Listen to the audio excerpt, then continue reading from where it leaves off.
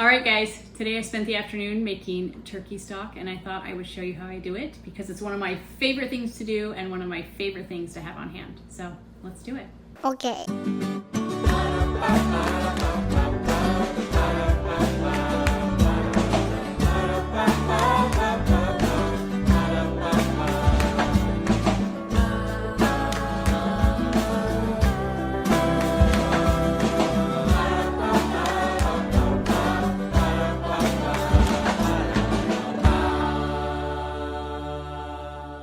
Hey everybody, welcome back to North and South. Today I'm gonna share with you one of my favorite things to do and disregard the sound of the dishwasher. Mike always makes me stop it, but I think you guys can probably handle the sound of it, and he's not here. So today I'm going to make bone broth. One of the big wins of 2024 was right after Thanksgiving. Well, at Thanksgiving, Mike smoked a turkey on our own, and it was so delicious. And then literally 1 or 2 days after Thanksgiving, he went to the grocery store and their turkeys were on sale for about $4 each. He came home with 5 of them and I was like, oh my gosh. And he went back and got 4 more and we put them in the freezer, and we've been getting one out probably about every 10 days and putting it in a brine and smoking it. And I've had all of these amazing bones. And so before we started smoking turkeys, I had already learned how to do a bone broth, but I've kind of, as I've cooked, I think we're through 6 of the turkeys now. We have 3 left. I've gotten even better at it, and it's literally one of my favorite things to do. One of the happy things about getting old, we talk about the negative things of getting old a lot in our culture, and people spend a lot of time and money trying to counterbalance it. Not everything's good about getting old, you know. I'm wearing these reading glasses now because I can't see up close. But one of the great things about being old that I think we should talk about more is how much better you get at things and how much more you can do. You gain wisdom. And so when I was younger, making a bone broth would have been so stressful for me. And now it's something I enjoy, and it's easy, and it's just one of many things that are like that. And I love that part of aging. I love that I can do things that were really overwhelming when I was younger that I could do, but it required so much of my brain power. And now it's just something I can easily assimilate into my day. And so for bone broth, I set aside, I know a lot of people will do it in their Instant Pot. I have never done that. I like the way that I do it, and it gives me a good product. So you're gonna wanna set aside, or at least be home-ish, for around 3.5 hours. It's not too long. I used to think it needed, I would cook these bones overnight, all sorts of things. I didn't find that actually needed to do that, and that it delivered an amazingly superior product.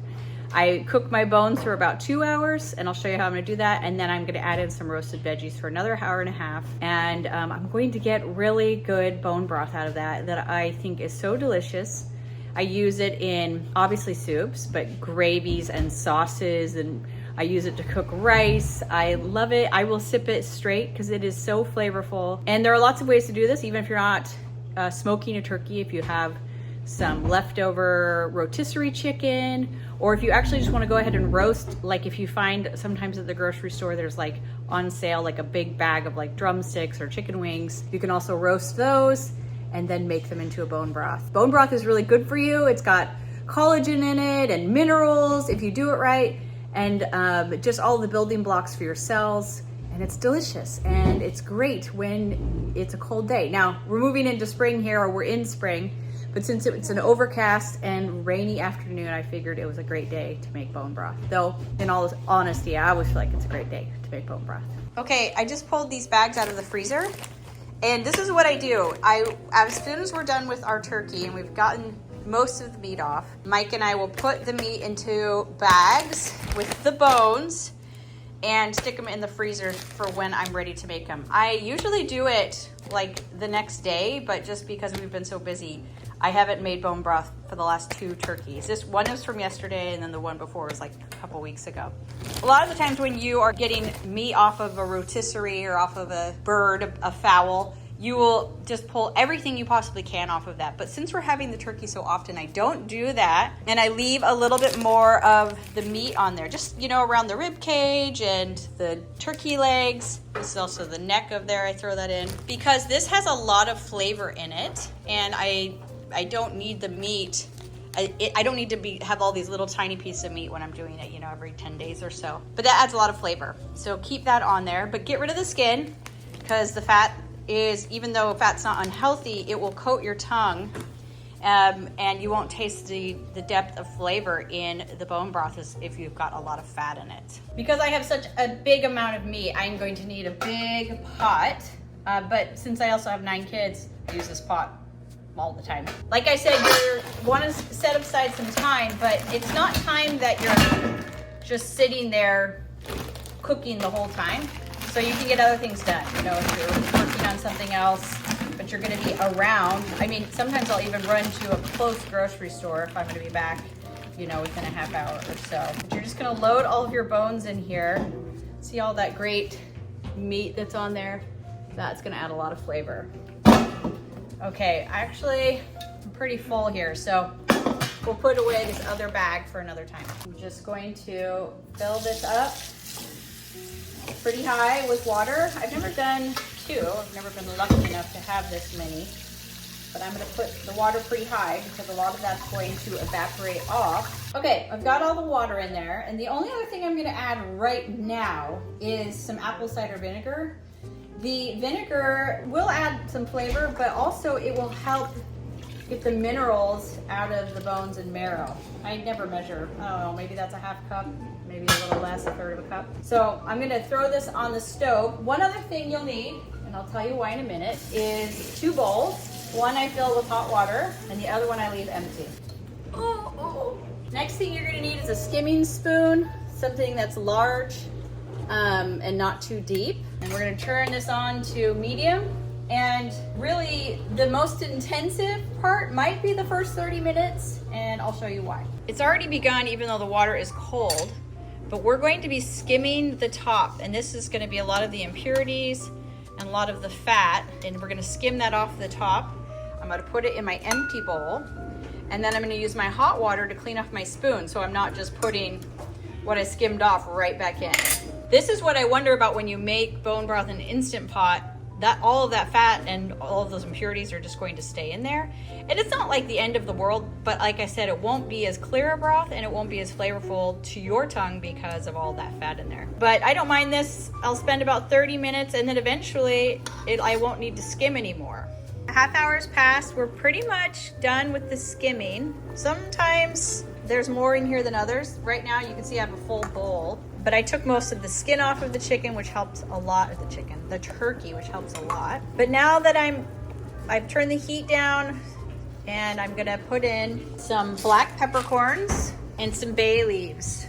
The reason I didn't put them in yet is just because with all the skimming, they get annoying and I'm always like fighting against them. So I'm gonna put those in now and I'm gonna let this simmer for about an hour. So you can see I put quite a few peppercorns in there, probably 15 to 20, and I put a bunch of bay leaves because I have a bajillion. I got this off of Amazon. Maybe I can put the link down below. And they just will add to the flavor. So, all right, while the broth is cooking with just the bones in it, I am going to roast these vegetables. I've got some onions, some celery, some carrots. I actually might throw a couple garlic cloves on here. Make sure they're nice and dry. I didn't take the skins off of these. I did take the tops off the carrots, but I didn't peel them. Roasting them is going to make the flavor deeper. You can throw them in raw, but if you want to get a richer taste out of your broth, it's not hard. I put it at 450 and I roast for like 35-40 minutes till they're nice and dark with some olive oil. I don't need to do salt or anything. If you don't do the oil, you're not going to get as good a roast on them. It helps the heat transfer to them more evenly. So I'm going to toss those with some oil, toss them in the oven, and then add them to the broth. So these are now oiled up. I did throw a couple garlic cloves on it. All I did was just break them just slightly with the edge of my knife. And the oven just got ready at 450. So I'm going to put it in there for, like I said, 35-40 minutes. Okay, those are looking pretty good. Only been in there about 30 minutes. But I think we got the roastiness that we want, so I'm gonna take them out. I changed my mind, I got them out. They were roasted well on one side, but I'm gonna put them under the broiler just to get a little bit more of that color on there because that's gonna develop a lot of flavor. Got a little bit more color on them. That's what I'm looking for. Those smell so good. And that is all gonna transfer to this broth. So delicious. So I'm just gonna lift this whole thing up and pour it in. Okay, I actually cooked this for 3 hours just because I was busy. But, which is not a big deal to cook the meat for that long, but if you cook the vegetables too long, they will get bitter. And that was one of the things I used to do, is I would add them in at the same time at the very beginning. But the flavor of my broth has increased so much as I've roasted the vegetables and then added them in only for the last 90 minutes. Also, I had half a lemon left over from something else I was making. So I went through that in there. So in 90 minutes, we'll pull that out. You want to see how it's looking right now though? We've developed some really good color. It's looking really good and smelling so yummy. All right, the stock, the bone broth has been sitting here for a few hours. It was finished about 3 hours ago, 2.5 hours ago. But then we had dinner and then we had to clean up. But now it's still very, very hot in here, but it's probably not too hot for me to handle. I'm gonna pour it out and I'll show you how. I put that big bowl in the sink and then I'm gonna put my big strainer on top and I'm just gonna pour my stock in there. Wow.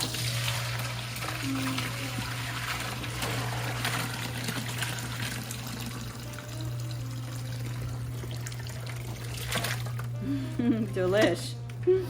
That's kind of a lot of junk. Now you might think this stuff is really flavorful and I should be saving it, but it's not. All the flavor has gone out and into the broth. That's the point of this whole process. I'm gonna push the veggies just a little bit to get some of their juice out. Apple tea. So it looks like apple juice. Yes. There you have it.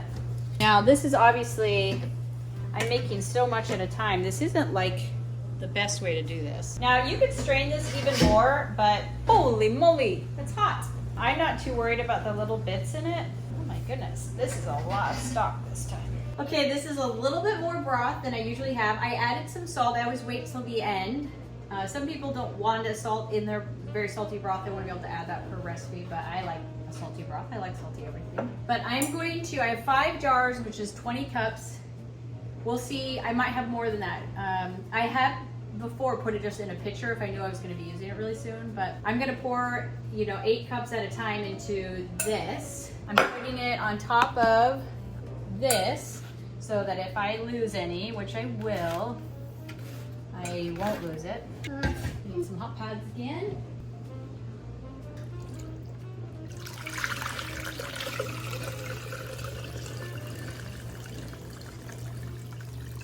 I bought a whole load of these, probably 8. I could only find 5. I don't know where the rest have gone, but they're so handy. They do end up getting used. That doesn't seem like an old... No, these must hold 3 cups. Yes, they hold 3 cups, even less than I thought. I am not gonna have even close to enough jars. But that's okay, that's a good problem to have. The broth is never exactly the same because today, like I said, I had lemons to use up. So this is a little bit brighter of a broth, which I like. It just changes every time based on the meat ratios, but it's always so much better than anything I've ever bought in the store. And it's gonna have naturally all the gelatin and the collagen and the minerals. Another 8 cups. I have my in-studio audience here with us. Go ahead and say hi, guys. Hi. Say hi to our friends at home. Hi, funny. So I have, 15 cups here and another 8.5 cups here, which is awesome. I'll usually put 2 in the fridge and then anything else that I have in the freezer. I usually only get about 3 of these though. So usually 9 cups. So I've got twice as much today. No, more than twice as much, which is awesome. It's super yummy. That being said, I'm going to let this cool a little bit. I'll put the lids on it, put it away, and figure out what I'm gonna do with this while it cools as well. So, we're done. And it was actually pretty simple. I was able to do all of the other things that I wanted to get done today while making the broth, because really I could leave the house, I could come back and tend it, go up in my room and get something done, go and help something with the kids, cook dinner, all of those things, while it just did its thing on the stove. So it's pretty awesome. And you can see all of that rich goodness here in these jars. So excited to have this much broth. I'm gonna have to figure out what I'm gonna make with it.